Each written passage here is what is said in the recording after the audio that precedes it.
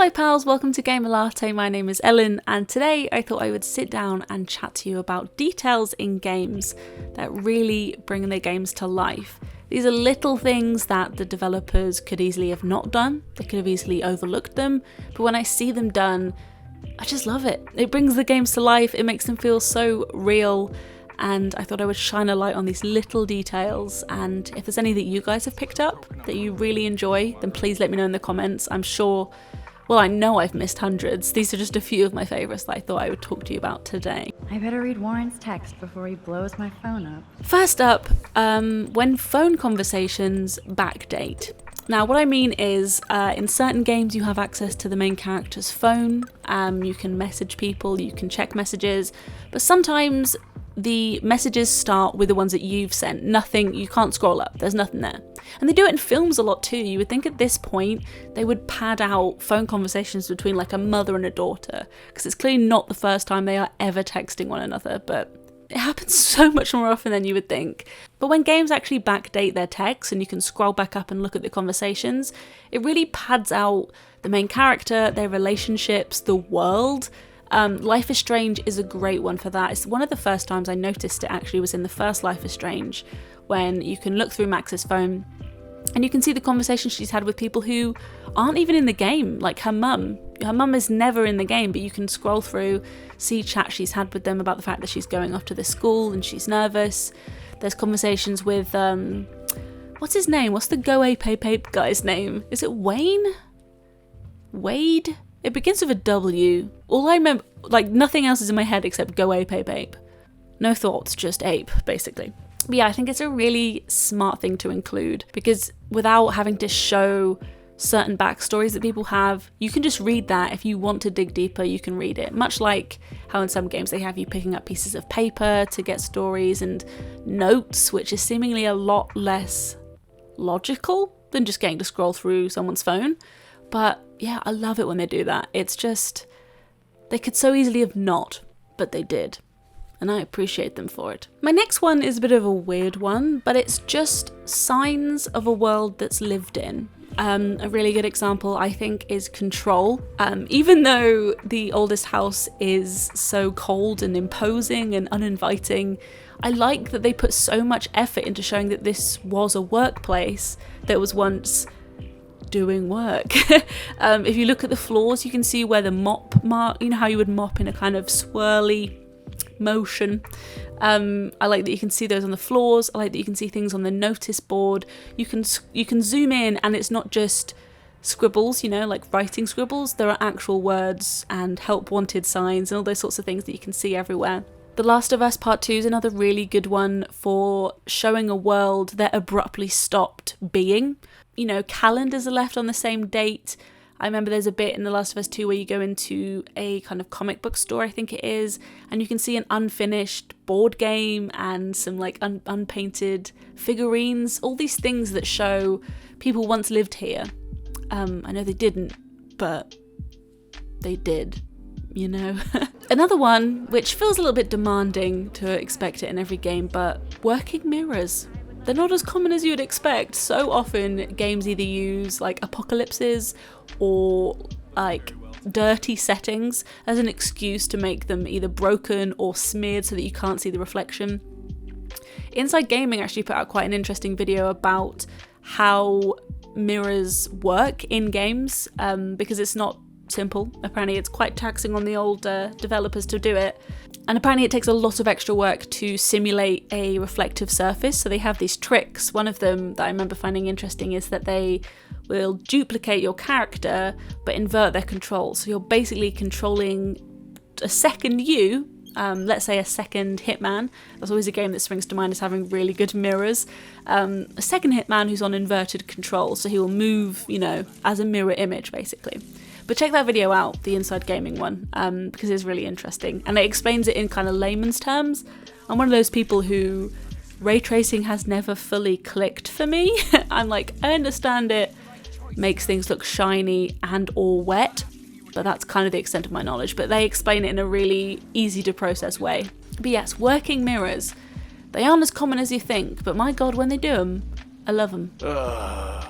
You ugly bastard. The next one on the old list is NPCs that react to you.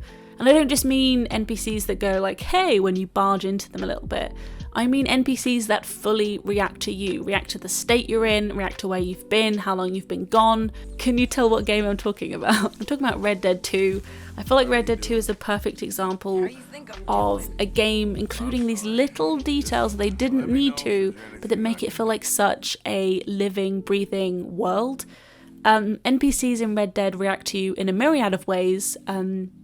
Obviously, they will react negatively if you point guns at them, if you punch them, if you steal from them. They'll remember that you've done those things. They'll remember if you come back to the shop after you've been gone for a while. I'm not gonna stand here and take this. But also they'll react to your appearance. If you're looking shabby, they'll make comments. They'll be more reticent to talk to you. And the main one for me is the NPCs in the camp. Basically, the rest of the Vandalind gang will react to you in ways I haven't even figured out all the ways that they can react to you yet. I keep seeing videos of like what happens when you stare at a character for too long and they get uncomfortable, or if you're away for too long the characters will come and bring you back. It's these small things that make being in that camp one of the most enjoyable parts of the game. It's not often that the sort of home base is as lively and as interesting as the one in Red Dead 2. I'm only joking with you. Some pack must be shy of Joker.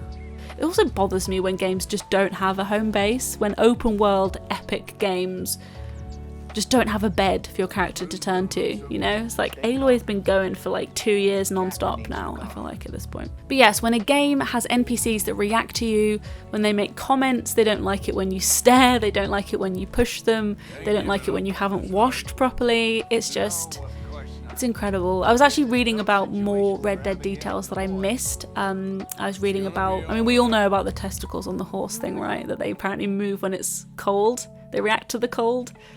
But also apparently the pupils on characters dilate and undilate depending on how bright it is. Red Dead 2, man. I could talk about that until the cows come home. Look at you.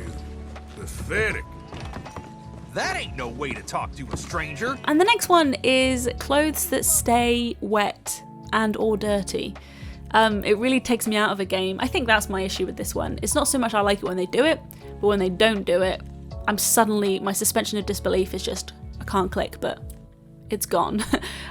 So when you get out of a watery place, when you get out of a body of water and your clothes are instantly dry, or they do like 2 or 3 smudgy footprints and then you're dry. And similarly, when you get into a fight with someone, you're rolling around in the muck and then you get up and you're clean. Not a huge fan of that. For some reason, one of the first games that came to mind, I know that Red Dead do this really well, but Bloodborne is the first one that came to mind, as once you've fought people, you're basically wet with blood. I remember my coat having this kind of sheen on it. I thought it looked quite cool, realised it's probably the blood of my enemies. Although I guess that makes it cooler when I say it like that. There are plenty of other little things, and there are some games that really stand out as having an extra level of attention to detail above all others. Control, which I mentioned. The Last of Us Part 2 is a great one. Some of the little details that they include just in each individual character, I think really makes them stand out. How they stand, how they move, how they react to their environments. Abby is obviously scared of heights, and from the very first time you make her kind of look over a ledge, the camera does this, I don't know if it's got a name in gaming, but in film it's like a dolly zoom, which basically means you're moving the camera forward but zooming out at the same time. So you're moving in and out at the same time, which creates this warped feeling. It's a really uneasy feeling. They use it in Jaws when he first hears about the shark on the beach. Hitchcock used it a lot. What's another modern one that they've used it in? I suddenly can't think. And also I remember when I was playing as Ellie, this might be a thing that all the characters do, but I was playing as Ellie and it was raining and the water was pooling on the corner of like a bus shelter. And so I walked Ellie under the bus shelter, and then when that direct kind of drip stream of water landed on her head, she like flinched and reacted to it, and she was clearly uncomfortable. I let her stay there for a little while because I thought it was quite cool, but yeah, it's just those tiny little details Control, The Last of Us Part 2, Red Dead 2 is another fantastic one, as I said. You know, those horse testicles, they really suspend my disbelief. But if there's any that I missed out, if there's any games you think are really good for including little details, if there's any general little details that you'd love to see in games, then please let me know. I would love to have a chat to you guys about this in the comments. And yeah, thank you so much for watching. Please give this video a thumbs up if you liked it. Please subscribe if you liked me. And, oh, my voice went a bit weird then. And I will see you in the next one. Goodbye. We went and made our choices a long time ago, so I guess we gotta pay for our sins. Oh, Arthur. What a sad world we live in. Well, I ain't sad, Mary Beth. Just realistic about what's coming.